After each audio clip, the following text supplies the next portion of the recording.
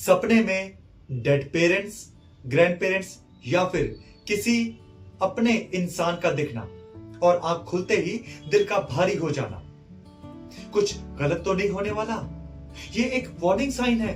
हो उनकी सोल मुझसे कांटेक्ट कर रही है, कोई मैसेज दे रही है। अगर आप भी इन सभी क्वेश्चंस के साथ सुबह उठते हैं तो एक बात क्लियरली समझ लीजिए कि सपने डैमेज नहीं करते, डैमेज करता है उनका गलत मतलब। दोस्तों, आज इस वीडियो में मैं आपके इस डर को दूर करने की पूरी कोशिश करूंगा जो साइंस के बिना एक बिलीफ बन चुका है, फैक्ट्स के साथ और साइकोलॉजी के साथ, without superstition and without any drama. नमस्ते beautiful souls, my name is Gaurav Sharma and welcome to my channel Aura Nest Healing, a sacred space for your mind, body and soul. Without wasting any time, let's quickly start our today's topic. दोस्तों, सबसे पहले तो समझना ये जरूरी है कि dreams कभी भी रैंडम नहीं होते। जब हम सोते हैं तो हमारे ब्रेन का लॉजिकल पार्ट स्लो हो जाता है और लिम्बिक सिस्टम जो मेमोरीज, फीलिंग्स, अटैचमेंट्स को स्टोर करके रखता है वो एक्टिवेट हो जाता है। जो लोग हमें इमोशनली सबसे ज्यादा इंपॉर्टेंट होते हैं उनकी ब्रेन में मेमोरीज सबसे ज्यादा गहरी भी होती हैं।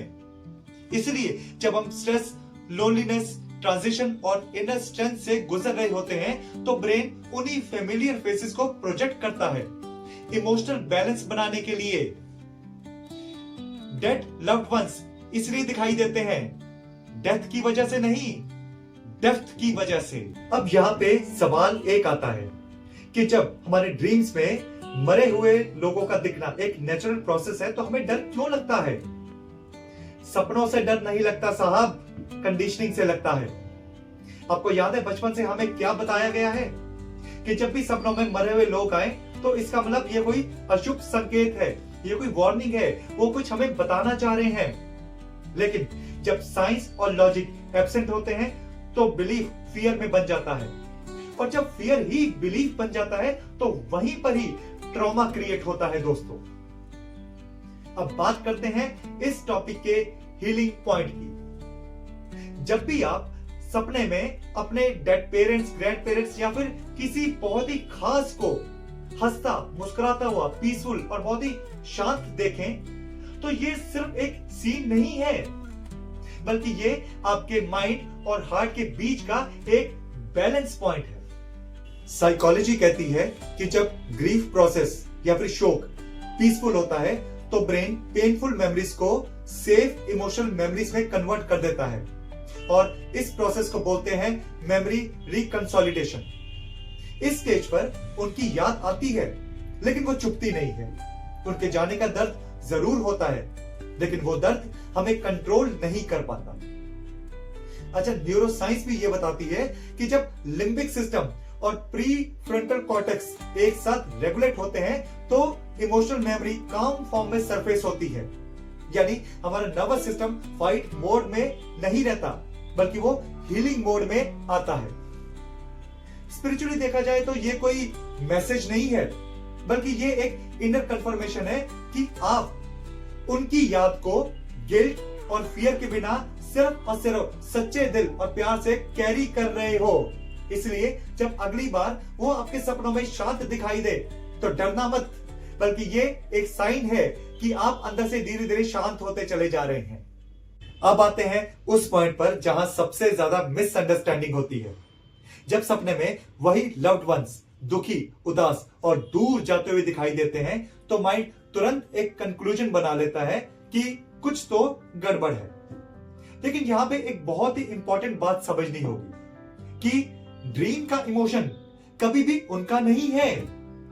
ड्रीम का इमोशन हमेशा ड्रीमर का ही होता है।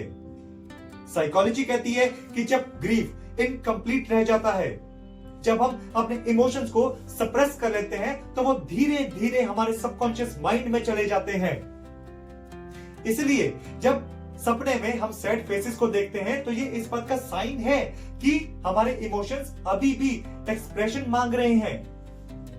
न्यूरोसाइंस भी यही कहती है कि जब इमोशनल मेमोरी इनकम्प्लीट होती है तो ब्रेन प्रोजेक्शन मैकेनिज्म को यूज करता है। दोस्तों, अनरिजॉल्व्ड गिल्ट, रिग्रेट और जो बातें कह नहीं पाए वो फेमिलियर फेसेस के थ्रू इमेजिनेशन में बदल जाती है। स्पिरिचुअली देखा जाए तो ये एक कंपैशनेट रिमाइंडर उस बात का कि जो कह नहीं पाए वो छोड़ दो, जो बात बोल नहीं पाए वो मन ही मन बोल दो, और जो गिल्ट है उसे माफी में बदल दो।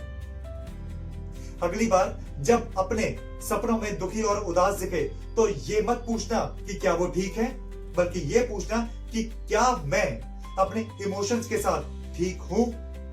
यहां पर इस पॉइंट पर आके इस वीडियो का एक कोर ट्रुथ समझिए। सपने कभी भी फ्यूचर नहीं बताते, बल्कि वो हमेशा प्रेजेंट को बताते हैं। जो इमोशंस हम जागते हुए इग्नोर करते हैं, दबाते हैं, नजरअंदाज करते हैं हमेशा, वही सपने में शेप ले लेते हैं। तो दोस्तों, आज से ही सपनों को साइन समझना बंद कर दीजिए बिल्कुल, और उसे समझना शुरू कीजिए। इस कंफ्यूजन से बाहर निकलिए।